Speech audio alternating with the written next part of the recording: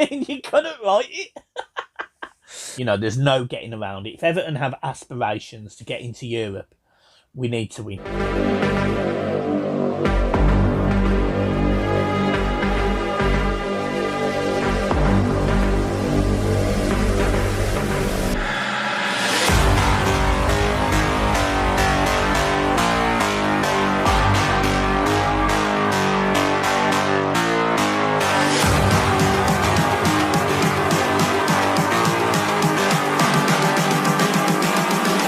Calling to say I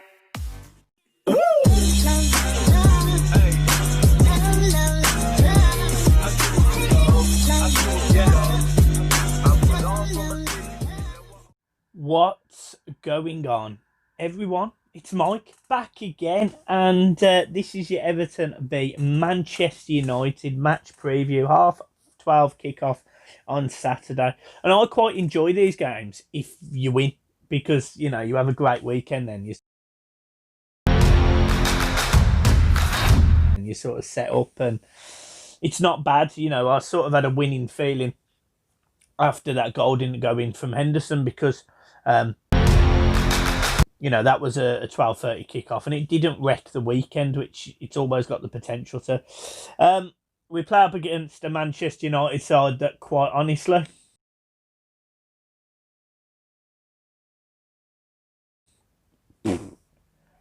I don't even know what to say about their defending in Turkey.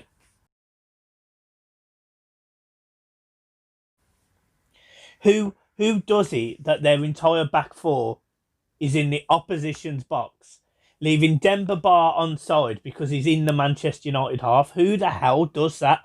At 1-1, I think the score was. Unbelievable. And you think, what are you doing? Like, look, Everton defensively this season have not been good by any stretch of anyone's imagination. We've conceded goals in every game. But you'd be hard pushed for another Premier League team to do that. I mean, that was seriously awful. And it was funny because, Manchester United have spent so much money on defenders over the years. Wan-Bissaka was like 50 million. Harry Maguire was like 80 million. Sembe, he's part of their team or whatever. Obviously, they spent 30 million on Shaw a long time ago now. But on top of that, they've spent Lindelof, 30 million. Barley, 25, 30 million. It makes you laugh. It makes you think, how can you set up your team to defend that poorly? And this is against a side that's got a 35-year-old Demba Ba up front. I mean, you couldn't write it. Oh, I love it. I absolutely love it. Anyway, we go into this game. Confidence not high, not as high as it was. Everton were top of the league up until 2 weeks ago, when we go up against the Southampton side that's just turned us over. Just turned us over. They were the better team, comprehensively beat us. And then we lose 2-1 to a Newcastle side that, quite honestly, yeah, it's just a result you don't want to think about much, because, Newcastle were there for the taking, and the way that we set up was entirely wrong. We all know that, and we've all made our piece about that, and that's fine. Carlo made a mistake. It happens. We all make mistakes. In any job you do, you make a mistake. Fine. We forgive you. But we need to sort of find a way of moving on now. And this game on Saturday could be that opportunity. It could be that key for us, because we need to be able to get the ball down and move it around, get into different places quicker, because we didn't do that against Newcastle, and we certainly didn't do it against Southampton. We need to get the ball down, use Goodison to our advantage. The players know the pitch. Yes, I mean, every team knows a football pitch. The dimensions are the same, I think. But, just playing at home does give you that little bit of home comfort. The fact you probably stop in a hotel very close to the stadium, or you're even allowed to drive in, whatever. Man United, yes, they can travel on the day. It's not a particularly far travel. but it's just not the same as playing at home. And equally, Manchester United defensively are awful. I mean, awful. This is a Manchester United team that lost 6-1 at home to Spurs, the team that we beat 1-0 away. This is a game that we need to win. You know, there's no getting around it. If Everton have aspirations to get into Europe, we need to win. Another thing to mention with Everton playing Man United is they're a team that they're fairly easy to get at. And I mean this in a bit of a weird way, but if you look at the tackles they've put in this season, they're actually at the bottom of that chart. They've made 81 tackles this season, which might sound like a lot, but let's just compare that to Everton, who are second in the tackles chart and have made 133. And bearing in mind, we barely tackled anyone against Southampton. So it's almost like they're not working. They're not trying to get the ball and break teams down. They're hitting people on the counter. So then I thought, right, well, I'm going to have a look at the passes that Manchester United, and the passes they make are a mid-table amount of passes. So Everton, for example, have made the 5th highest in the Premier League. Manchester United have made the 12th highest. But putting that in perspective, Leeds are 11th, Leicester are 11th, who are, you know, same as us in the league. So, that, you know, you can't really look at the amount of passes. So then you look at things like long balls and you think, well, what are Manchester United doing? And they're top. So the way Manchester United are beating teams is the Sam Allardyce way of football. It's tackling when it's in their box and launching the ball long to Rashford, Martial, Fernandes to hurt teams. So they're playing completely on the counter, playing long ball football. And the stats are there. 20th in long balls and 19th in tackles. So they're not tackling further up the pitch. They're not making short passes. They are literally camping in their half, tackling and spraying the ball long. Now, I fancy Everton's chances against that type of football. You know, this isn't, you know, it's not like Southampton where they kept the ball on their deck. They played around us. They used the pace. It's not like Newcastle where they did exactly the same thing. You know, if Everton just contain the front three of Manchester United, I genuinely believe Everton can win this game. And I don't just win it, I mean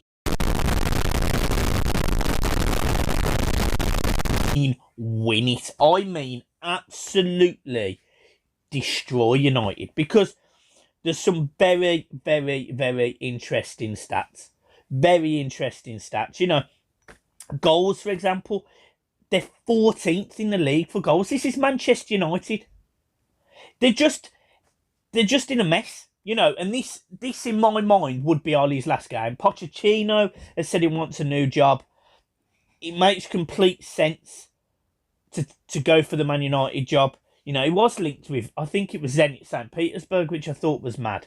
So he's more than capable of stepping in and doing that. The other stat that I found absolutely mad is long shots and long goals from goals outside the box. Manchester United have not scored a single goal outside the box, according to the Premier League stats. Not one. You know, and for a team that's got so much, you know, ability in midfield, you know, whether you include Pogba, McTominay, Fernandes, even Rashford shooting from, say, 20, 25 yards, Martial, they've done nothing. So as an attacking force, which is what everyone used to look at Man United and go, yeah, they look dangerous. You know, I thought they looked dangerous at the start of the season when I looked at their team. They're not. And they're conceding goals. They are conceding goals. You know, they've got the same amount of clean sheets as we have, which is 1. We're conceding goals. We already know that. in terms of the amount of shots they're having per game, they're mid-table. In terms of shots faced, they're not doing well. In terms of blocks, so this is, people putting their body on the line. They are 16th. So this is a Manchester United team that I genuinely look at and go, they genuinely could finish mid-table. They've got all the basics for mid-table stats. Even in clearances, they're 17th in clearances in the league. It's really bad. And the most telling stat of all, which is a little bit weird, is the amount of saves they're having to make. Because what it shows is the amount of saves that they're making is also low. So it's only 13 saves. So it shows that De Gea, his defence are doing what he needs them to. So he's not facing lots of shots. But when he does face shots, he doesn't keep them out. He doesn't keep them out. They go in. So it's a good opportunity for Everton. There's no getting around it. There is plenty of time for Everton to go into this game confident, full of beans. Man United have scored 9 goals all season. Everton have scored 15. Dominic Calvert-Lewin scored 8 of them on his own. Everton are just a different team to Man United right now. And I genuinely believe Everton have the advantage because they've played midweek. We have the advantage statistically in literally every single area. Statistically, we beat Manchester United. So I'm not going to sit here and say, this is a typical Everton. We go into this game full of beans and then we lose. Genuinely, I think mentality-wise, Carlo knows we are better than them. And we go into that game with almost a full team. And I will go through that in a minute. And we beat them. We played them off the park. We have to get the ball down. We have to get Coleman up the right-hand side again. We have to get Luca Dean charging up the left. We have to get James Rodriguez getting on the ball and playing the ball left, right, wherever he needs to go, as long as his balls are okay. And we need to get Dominic Calvert-Lewin the service he needs because, it proves they don't get many blocks in. They don't make many tackles. If we can give him space, he'll score. And it's that simple. So, from my perspective, Everton go into this game heavy favourites. And, I always like to caveat that. We haven't got Richarlison, and I think there's a weird stat that whenever Richarlison hasn't played, we haven't won, which I find mind-boggling if that's true.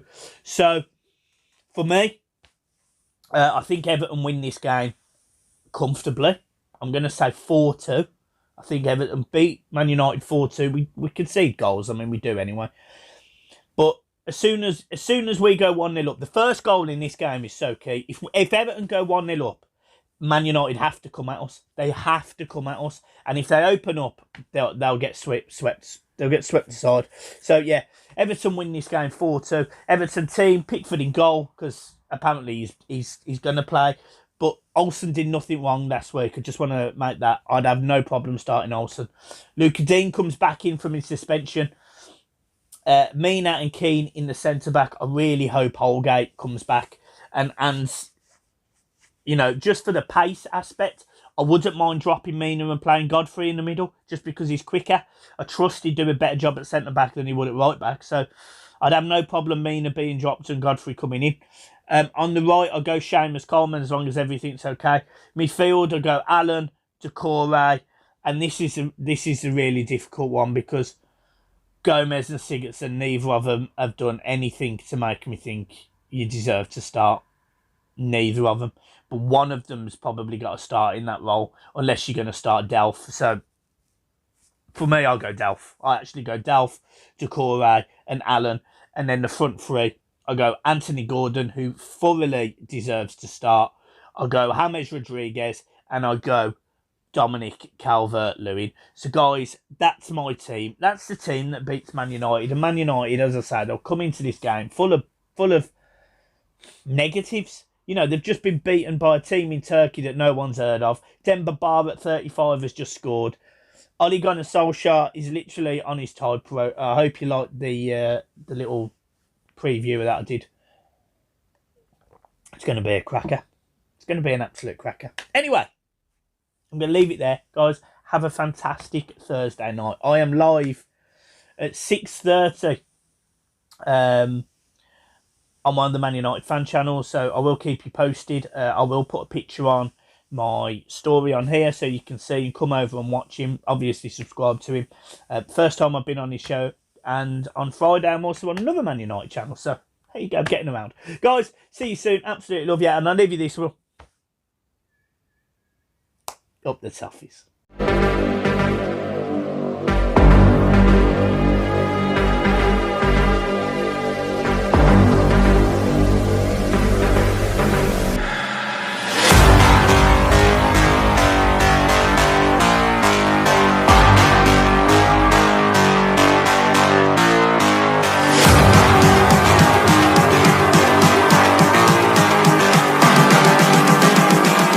I'm just calling to say I